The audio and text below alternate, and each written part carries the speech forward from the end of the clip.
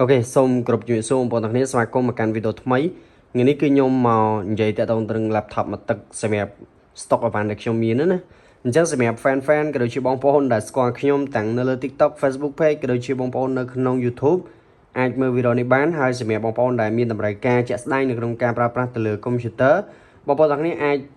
ពិចារណាបានជាមួយនឹង video នេះអញ្ចឹងនេះគឺខ្ញុំមាន laptop ចំនួន5គ្រឿងហើយខ្ញុំនឹងនិយាយស្ពេចត្រួសក៏ដូចជាឲ្យបងប្អូនទាំងគ្នាមើលរូបភាពរូបរាងរបស់វាតិចតួចព្រោះសារតែខ្ញុំមានតដៃមួយខាងអញ្ចឹងខ្ញុំថតវីដេអូយើងពិបាកបន្តិចអញ្ចឹងបងប្អូនបានឃើញអញ្ចឹងនេះគឺជា computer មួយ model ដែលជាប្រភេទគេហៅថា model Acer Swiss 1ហើយ model នេះគឺចេញថ្មីនេះដែរទេចំពោះ CPU គឺគេប្រើប្រាស់ជាមួយនឹង Celeron N5100 ហើយ RAM រហូតដល់ 8GB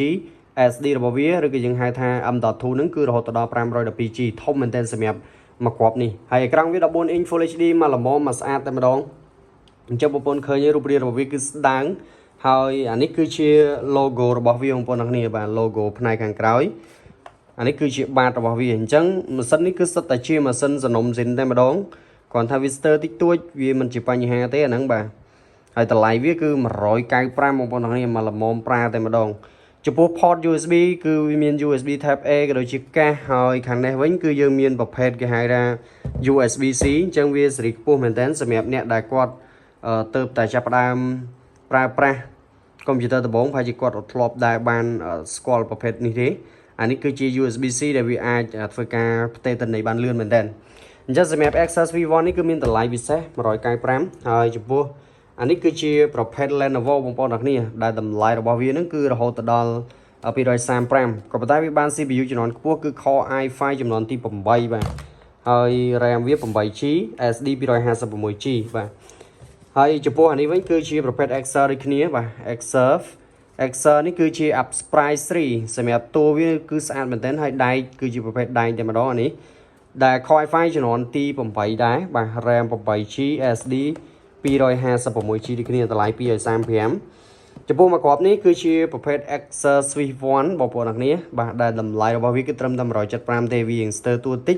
ហើយ CPU គឺគេបំពាក់ជាមួយនឹង CPU Celeron N 4000 4500បងប្អូនទាំងគ្នាហើយ RAM 8GB SD 256GB មកគ្រាប់នេះបាទហើយមកគ្រាប់នេះក៏អែមដែរអានេះគឺថ្មីមែនតើបាទសម្រាប់មកគ្រាប់នេះគឺជាប្រភេទ Asus VivoBook ដែលជាប្រភេទម៉ាស៊ីនអេក្រង់15 inch ហើយសម្រាប់ម៉ាស៊ីនមកគ្រាប់នេះគឺវាមកល្មមប្រើតែម្ដងគឺវាមិនធំមកល្មមប្រើទេវាស្អាតទៀតបងប្អូនទាំងគ្នាដែល CPU របស់វាគឺ Celeron ដូចគ្នា RAM 8GB 256GB អញ្ចឹងសម្រាប់អ្នកដែលមានតម្រូវការខ្ញុំមាន laptop ហើយជាខ្ទង់5គ្រឿងហ្នឹងសម្រាប់បងប្អូនទាំងគ្នាដែលសិតតែជា laptop